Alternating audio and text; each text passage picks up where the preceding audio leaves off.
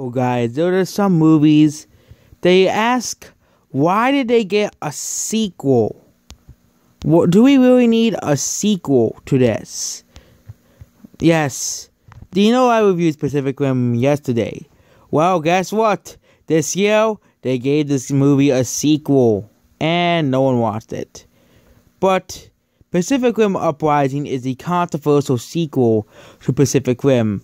Basically, I'm going to summarize the plot for you. Like in the first movie, it's 10 years after the battle of the Breach where the kaijus were killed, and the son of the hero, who basically steals parts for Jaegers and sells them on the black market after he sucks a part of disabled power cores, and then finds another girl who are both arrested by cops who are in a giant, who are aided by a gigantic robot, and they, after altercation between the small pirate Jaeger Scrapper and the police Jaeger, and how called AZAC, a holographic transmission of Jake's adoptive sister, PPDC, persuaded to return to PPDC as an instructor with Umbrella as a result. Arriving at Science Aerodrome, Jake starts training at the Jaeger program cadets and estranged his co-pilot Nate Lambert. Nate and Marco revealed to him that the Jaeger program is threatened by South Corporation's new drone program, which offers to mass-produce the drones which turn out. Which, of course, Marco is due to deliver assessment to determine the approval of drones, and then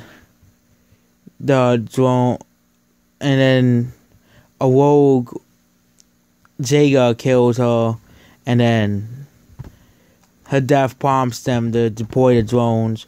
Moments before death, Marco terminated the area to Siberia. The Gypsy Avenger goes to the Siberia place. He fights other robot. Other robot gets defeated, and then they was piloted by a kaiju. Explain. Yes, this is an actual story point. When the drones reach the locations, they pilot, and then they get taken over by the brains, and now they start trying to get out the kaijus. 3 of them escape. The kids go, and some other guy goes fight some guys, and the kids all go fight the kaiju. They all almost lose until plot armor comes, and they manage to kill the kaiju at the end, which all is one now, and now he's dead, and now the Pacific Rim cannot explode and the world will end. That's the entire movie. So, and the other guy gets arrested who was causing this whole time. Does Pacific Rim really need a sequel? The movie ended at a happy note. Like, there's sometimes when this movie was obviously made for the money. They made this movie for the money. The action scene was good, but everything else was just, what? Why does this exist? It's basically some girl trying to escape police because he didn't do anything wrong, but he gets promoted because he built one from scraps, a tiny one for herself only, and one of the main characters from the first movie is already dead.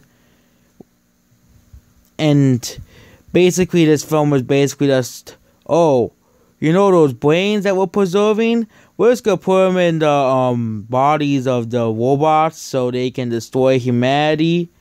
Because that sounds like a very, very great idea to do to let the humanity end.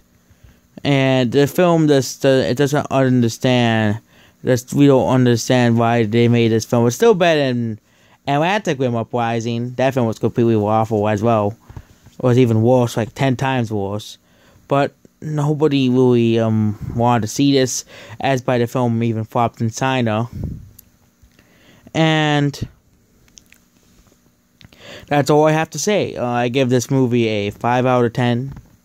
The story is just, the acting is actually decent, and the action scenes are good, and the CGI is just, it just looks like that. It looks like more the same with the first movie.